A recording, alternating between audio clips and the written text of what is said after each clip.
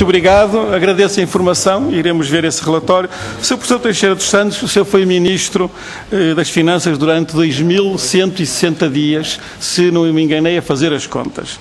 E durante este longo período, os gestores de diversas empresas públicas contrataram swaps especulativos, e vou-me referir especificamente a estes swaps especulativos, que originaram perdas reais até ao momento de cerca de 1.000 milhões de euros, e a posição ainda vai no adro. E a questão que eu lhe queria colocar é se durante esses 2.160 dias em que foi Ministro das Finanças, teve de alguma forma, direta ou indireta, oficial ou não oficial, conhecimento que os gestores, ou muitos gestores das empresas públicas, utilizavam os swaps não como instrumento para prevenir o risco na flutuação das taxas de juros, mas como instrumentos especulativos.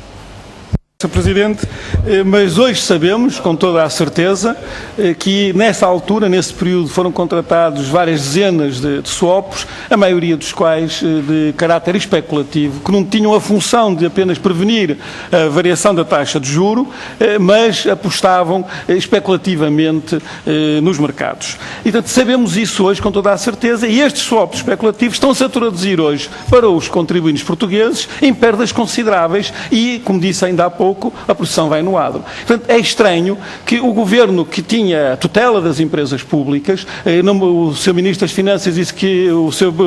Professor Teixeira dos Santos disse que o Ministro das Finanças não teve conhecimento diretamente, mas é estranho que nenhum membro do Governo, principalmente aqueles que acompanhavam diretamente as empresas públicas e a gestão da dívida das empresas públicas, em nenhum momento tivessem apercebido que naquele universo de swaps havia swaps especulativos que acarretavam riscos profundos, riscos que se eram confirmar. Portanto, eu perguntava que membros do Governo, concretamente, acompanhavam a gestão da dívida pública das empresas, da gestão da dívida das empresas públicas, e como é que é possível que eles não se tenham apercebido de uma realidade que agora nos estoura nas mãos.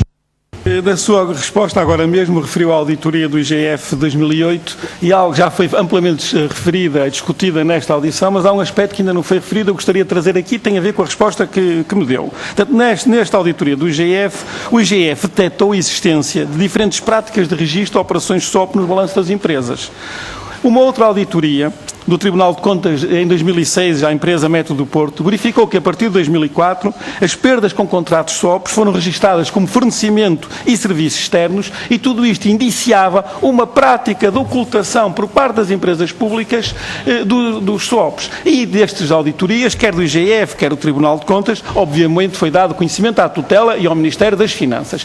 Perante estes alertas destas duas instituições, que práticas das empresas poderiam iniciar uma manobra, um expediente de ocultação, que medidas concretas é que o Ministério das Finanças tomou, no sentido que fosse utilizada uma classificação contabilística adequada que impedisse o encobrimento de operações swaps e perdas a elas associadas?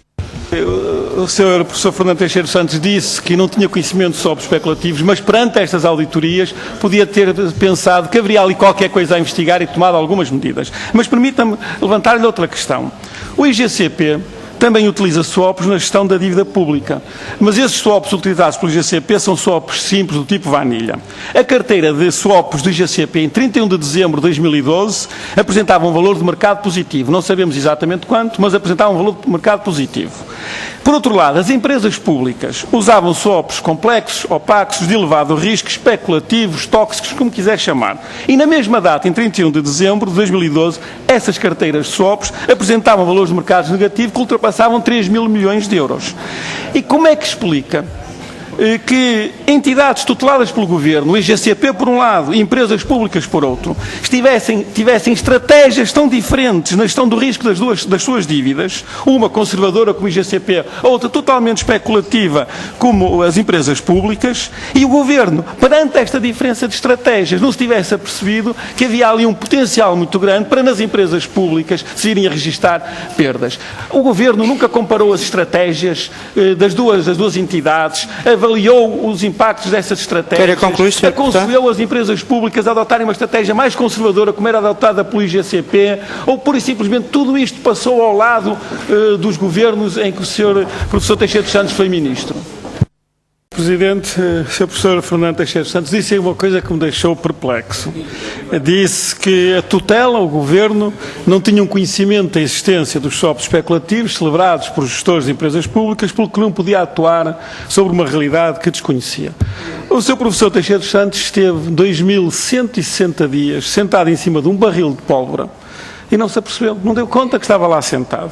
E nem teve curiosidade, por aquilo que nos disse hoje, em espreitar para dentro do barril para ver o que é que lá estava. E dentro desse barril estavam-se a cozinhar dezenas e dezenas de swaps tóxicos que explodiram ao fim deste tempo, se traduziram em perdas reais muito elevadas para os contribuintes. E apesar dos alertas que lhe foram chegando nas diversas auditorias, que indiciavam que algo de estranho, de errado se estava a passar, o Governo não atuou, o seu Governo e o Sr. Professor, enquanto Ministro das Finanças, não atuou devidamente. Por exemplo, mais um exemplo de um alerta que foi lançado pelo Tribunal de Contas, que nos foi dito numa auditoria com o Sr. Presidente do Tribunal de Contas há dias, que todos os SOPs careciam de um visto prévio, todos especulativos ou não especulativos, careciam de um visto prévio do Tribunal de Contas e que isso não estava a ser feito. E o Governo, que medidas tomou concretas para obrigar os gestores das empresas públicas que estavam a celebrar contratos SOPs, especialmente os contratos tóxicos, para obrigar a obterem o visto prévio do Tribunal de Contas? O Sr. Professor Teixeira dos Santos falou daquilo que fez, mas foi manifestamente insuficiente. Construiu uma rede, lançou a rede ao mar, mas não apanhou o peixe, porque a rede tinha malhas muito largas.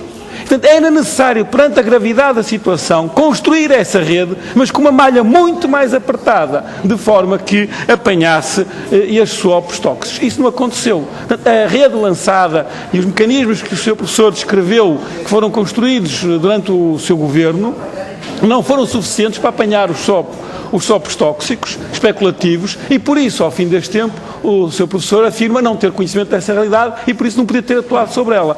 A realidade é que esses swaps existiram, foram realizados, alguns verdadeiramente incríveis naquilo que se propunham fazer. Dou só um exemplo muito concreto. Uma empresa, a Metro do Porto, fez um swap que trocou uma taxa fixa de 4,76% por uma variável altamente especulativa que hoje em dia já vai em 26%.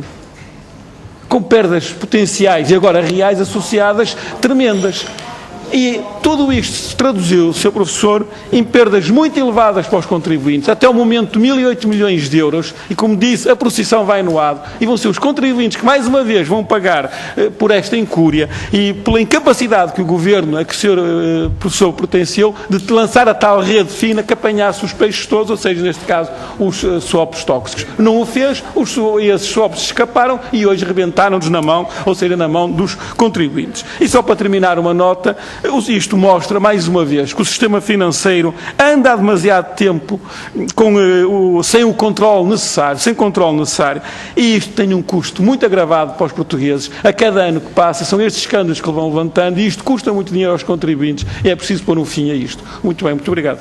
Presidente, Sr. Professor Teixeira dos Santos, ouvimos ontem nesta Comissão o Vice-Governador do Banco de Portugal afirmar que o Banco de Portugal não tem competências de supervisão de contratos SOP realizados por empresas públicas. Entretanto, hoje, de acordo com notícias que eram a público, a CMVM considera também não ter essas competências de supervisão. Portanto, e levanta-se aqui uma questão, afinal, quem tem as competências de supervisão sobre esta matéria? Posso já adiantar que o Grupo Parlamentar do PCP entregou um requerimento nesta Comissão para a realização de uma audição com caráter de urgência do Conselho Nacional de Supervisores Financeiros para tentar apurar as responsabilidades, porque obviamente não podemos estar numa situação em que não sabemos quem supervisiona ou até na situação de ninguém supervisionar. Eu coloco-lhe esta questão porque o Sr.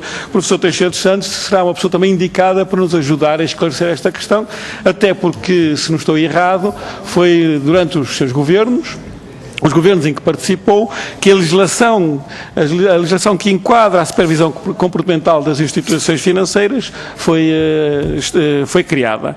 E a questão que ele coloca é se nessa alteração legislativa deixaram de fora a supervisão dos contratos swap. O Sr. Professor dizia, e disse várias vezes durante esta audição, que não queria criar um Big Brother.